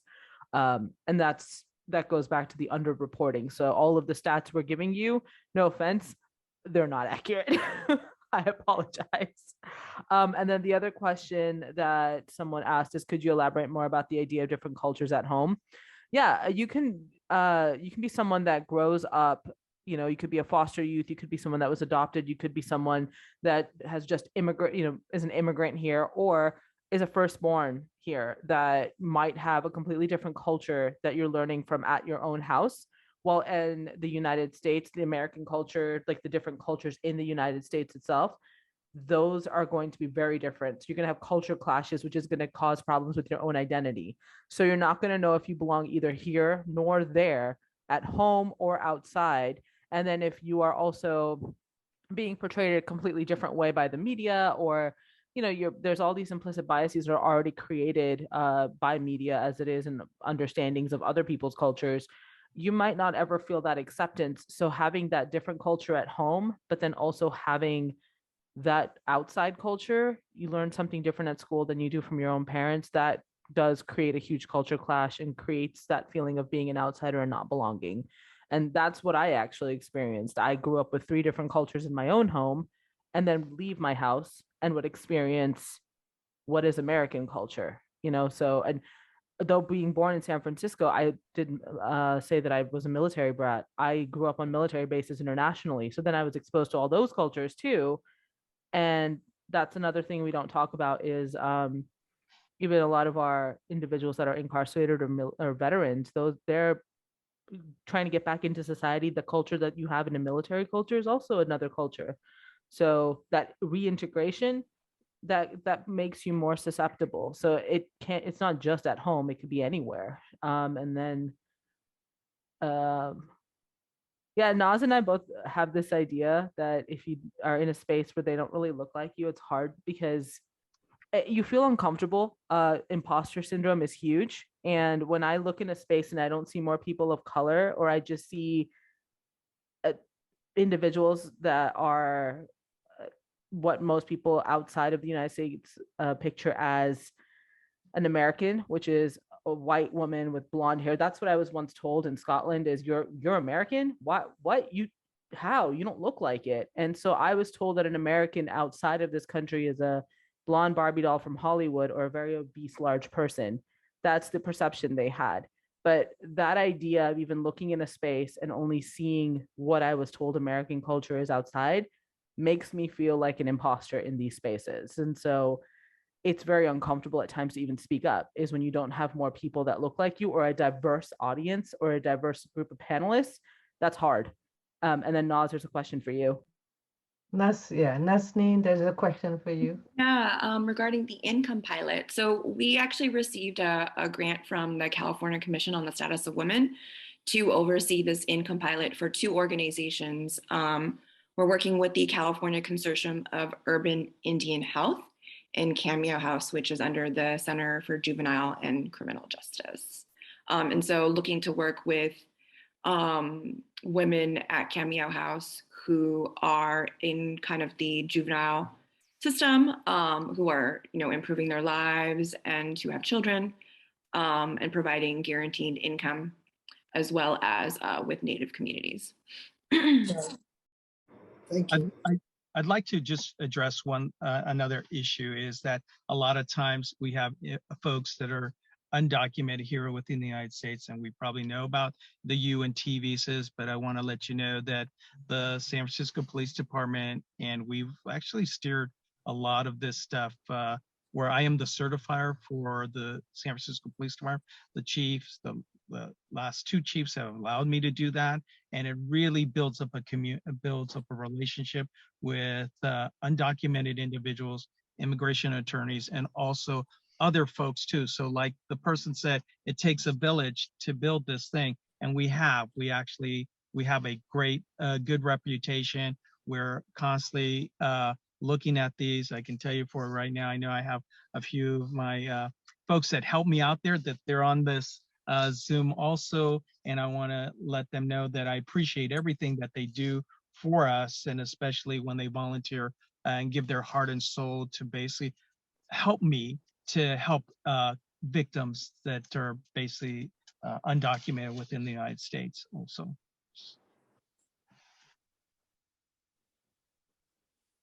Thank you, everyone. Is there any, there's a question from Jennifer Bailey. Do you see those who are exploited for sex and labor also exploited for organ trafficking?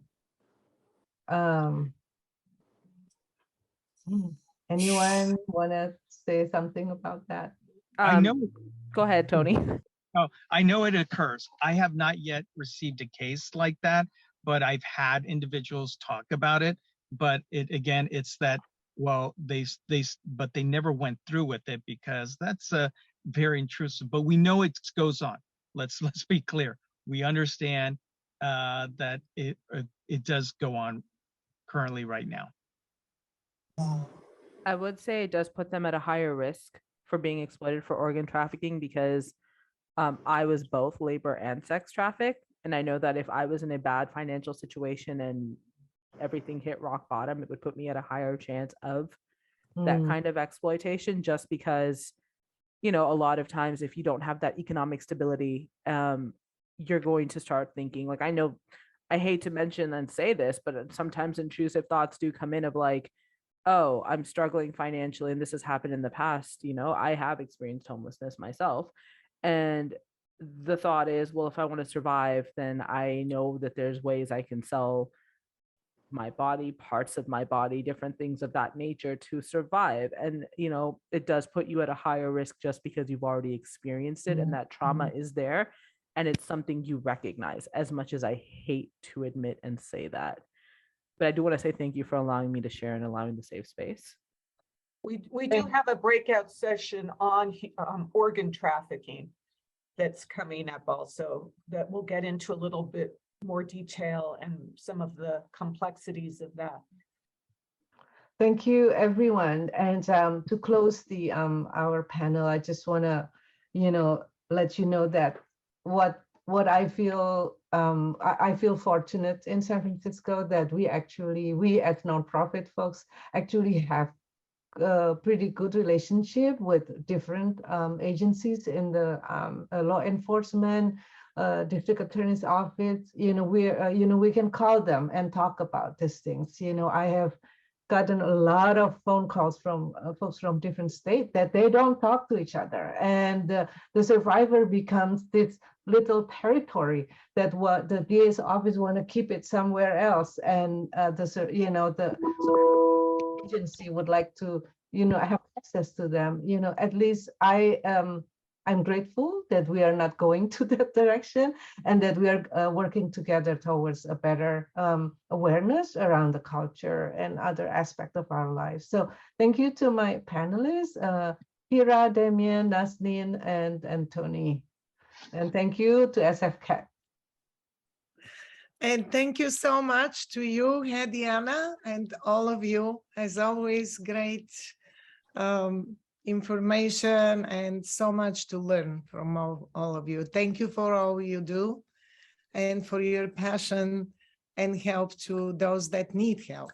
First of all, we'll go to our self-care session with Kiyomi. Kiyomi, the floor is yours.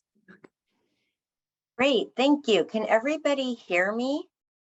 Yes. Hoping so. Great. So welcome to our self-care wellness activity. I'm Kiyomi Amarix. I'm a child and adolescent psychiatrist and the medical director of the San Francisco Autism Evaluation Center at Kaiser. So you'll probably read this in my bio if you're coming to my group as well, or my breakout session. I'm actually part of the Child Abuse and Prevention Service Committee at San Francisco, and a subgroup of that is our Northern California kind of regional anti-human trafficking group. So I've been a trauma psychiatrist and therapist as well. And this is, I think, my third year doing the wellness group or the wellness session. So in this session, we're going to actually focus on our mind-body connection.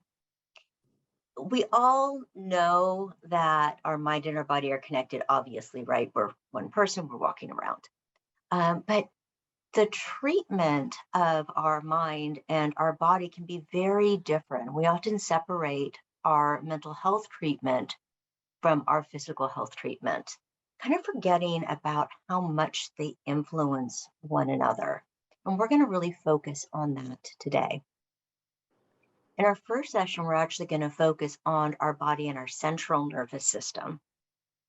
And don't worry, I'm going to explain all of this. You do not need to have a medical background for any of this. So before we begin doing this and learning more about our nervous system, as well as participate in our breakout sessions for more learning, we're going to move our body around a little bit and kind of wake up our body with some gentle stretching. You can do this, and I'm going to go to my next slide. You can do this either by sitting or standing. I'm going to begin by sitting, and just so I can kind of demonstrate.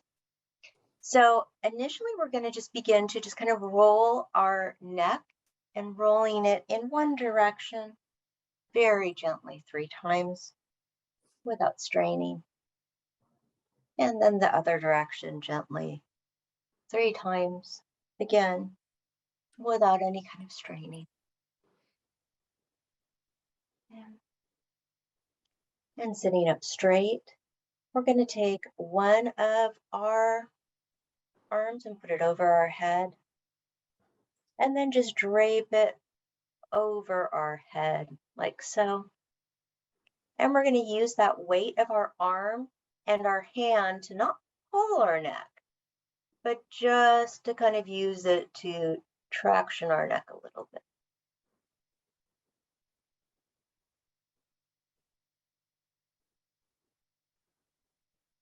We're going to do that now with our other arm. So again, just traction your neck so we're just using the weight, we're not pulling our neck. That's going to hurt us.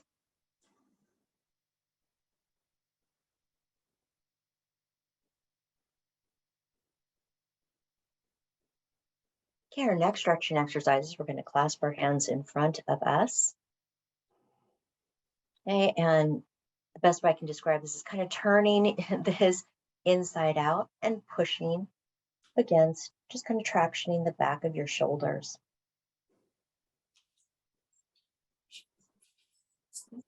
And now up over our heads, just kind of tractioning. So almost like your shoulders are, you're almost wearing them like earrings or something.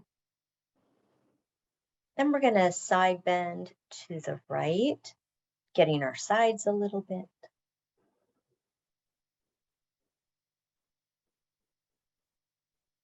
And we're going to go back to center and side bend to our left.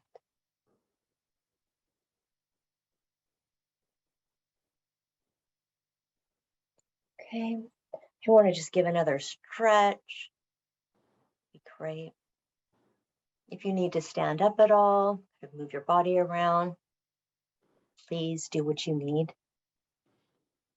Okay, and we're going to talk a little bit right now about our nervous system, just so that we have an idea of what we're going to be doing for our wellness activity. So we have, our nervous system is made up of our brain, and we have this nervous system running down our spine and then reaching out to all different parts of our body. The nervous system that's in our spine is made up of the parasympathetic and sympathetic nervous system. We're actually going to start with our sympathetic nervous system. That's kind of what causes all of those physical changes in our body to prepare us for fight, flight, or freeze. That is actually located kind of in the central part, sorry, I can't reach all the way up there, of our spine. So when we're anxious or stressed or triggered, there's trauma, ongoing stressors, our bodies kind of live in this state of fight, flight, or freeze. And this can cause us to sometimes feel just amped up, frantic, and on edge. For some of us, it may actually manifest as the opposite. We're feeling more tuned out and disassociated from our bodies. Regardless if you're feeling more frantic and on edge or kind of tuned out and dissociated, oftentimes our bodies will continue to be in that state, and that kind of becomes the new normal of our bodies. And so any bit of additional stress or stimulus can set us off and make us feel overwhelmed. Oftentimes in trauma work, we're referring to this as a trauma reaction. So something is triggered, we're already at this heightened state, and that trigger actually really overwhelms us and kind of overflow. Now, our parasympathetic nervous system does the opposite of the sympathetic nervous system. So that's going to be in charge of our rest, our calming, and make us feel like we're in a safe place. Now, our parasympathetic is located more at the top and the bottom of our spine. So it's kind of like almost bookending our sympathetic. Right. So our sympathetic and parasympathetic nervous system is actually going to be working with all different parts of our body and our organs. So kind of innervating that. So it reaches out and it kind of activates all these different organs that we have in our body. So we're going to actually focus right now on using breath and mindfulness to quiet our sympathetic nervous system and activate a bit of our parasympathetic nervous system to help us cue our brains kind of back to the present, to help us kind of fight that Zoom fatigue, and to be active in our learning for our next breakout sessions. Okay, so we're going to begin, and I'm actually going to, I'm actually going to stand up a little bit, or back, I guess, so that you can see what I am doing. Okay. So we're going to begin by doing what's called belly breathing. Okay, so one hand, doesn't matter which, kind of on your chest area here, and one hand on your belly. So when we're doing belly breathing, what we're doing is we're really trying to take a deep, full breath. We're going to begin through our nose and inhale. And you should probably feel your chest rise first, and then your belly rise. Then we're going to exhale, trying to exhale first from our belly. You can even push your hand in there. and then out through our nose and mouth. So let's try to do that. We're going to breathe in for 4, and then we're going to breathe out for 5. The longer exhalations actually cues our parasympathetic to activate. So we're going to do this 3 times. Okay. So we're going to breathe in for 1, 2, 3, 4, and out for 1, 2, 3, 4, 5. Breathe in for 1, 2, 3, 4, and out for 1, 2, 3, 4, 5. One more time. Breathing in for 1, 2, 3, 4, and out for 1, 2, 3, 4, and 5. Now, since we have an idea about kind of this deep breathing and full breathing, we're going to do another exercise. 4 minutes, we can do it. So we're going to do an exercise called inner well breathing. It's an exercise that's modified from a book called Mindfulness Activity for Adults, 50 Simple Exercises to Relax, Stay Present, and Find Peace. And it's by Matthew Rezick. So I'd like you to do is take a comfortable seat. This one is going to require that you kind of relax your body a bit, but still stay alert, and that you put your feet on the floor. You can do this with your eyes open or closed, either way, whatever you feel most comfortable. Now, right now, I want you to imagine your body as a well of water. The opening of this well is going to be your nose, and the bottom of this well, your feet. So imagine that you have a tiny, tiny little bucket, and that's to gather water from your well. Okay, right now, take a natural breath in and imagine that tiny bucket lowering from your nose down your air passages as you breathe in. Maybe the bucket is going to your chest. Maybe the bucket's going to your belly. Just notice where that bucket kind of stops and hold your breath there. Now fill in your bucket with some water and bring it back to the surface as you breathe out, either through your mouth or your nose.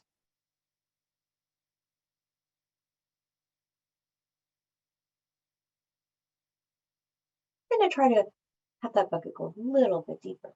Okay, so again, breathe in that tiny bucket through your nose. Try to bring it to your chest. Hold it there. Fill up your bucket and breathe out, bringing it back up through your nose or mouth. Now try to do this. We're going to take one more deep breath. Try to do breathing in your tiny bucket down to where your lungs are. I'm going to stop there.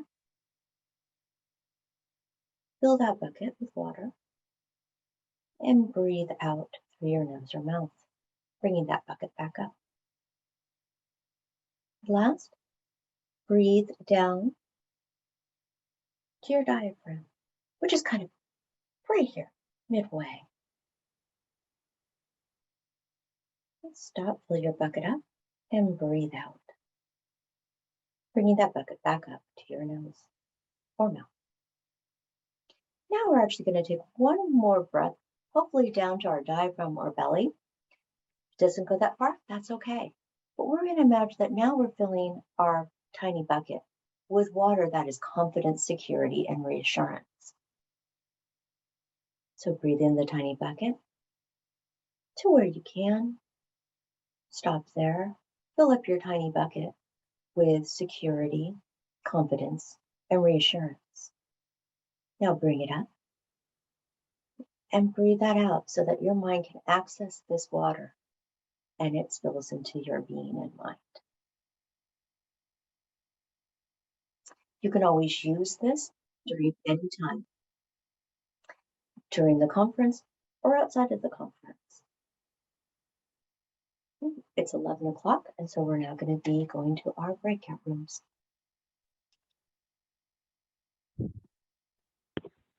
Thank you so much, Kiyomi. As always, very relaxing and refreshing. And now it's time for Janisha to explain to us how we can go to our breakout rooms. Our next dignitary, San Francisco's own public defender, Mano Raju.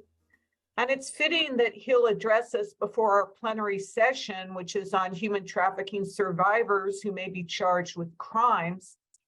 You will find Mr. Raju to be thoughtful and steadfast in his dedication to the underserved of our community. And he said that it's not enough to be a warrior in the courtroom. He feels it's the urgent need to reform our entire criminal justice system. And he has promoted several women to key positions in his office, including our own modern day abolitionist award winner, Patty Lee. So it's my distinct pleasure to introduce Mr. Raju to say a few words. Thank you so much, Judge, and it's really an honor to be here at this conference with so many dedicated leaders in this area. And I really like how it was entitled, which is the complexities of trafficking, and to realize that this is a complex phenomenon is very vital. We've been working with the other justice partners to make sure that to the extent we're aware of it, trafficking victims are actually diverted away from the system. And that's been going on in our youth defender unit for a number of years now. But also, we also have our MAGIC programs, which are youth empowerment programs designed to make sure people stay out of the system to begin with.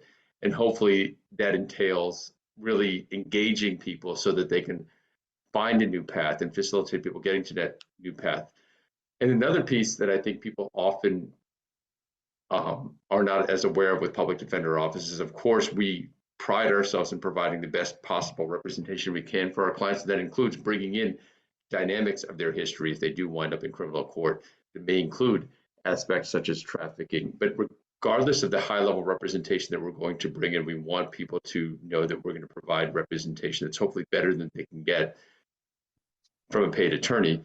We also want, wherever we meet our clients, to help them get to a better place in their life, to be facilitators, to be counselors, and having boots on the ground case managers that are culturally competent to provide that correct mix of services, and knowing where those services would be for individuals who are victims of trafficking is vital to the vision that I have for our public defender's office and that my office shares. And that's something that we're going to continue to do in collaboration with community partners. So I'm really excited about this, that this gathering is happening here today, and learning from others here. But I do want people to know that the public defender's office, we really view ourselves as a part of public safety. We view ourselves as a part of public health.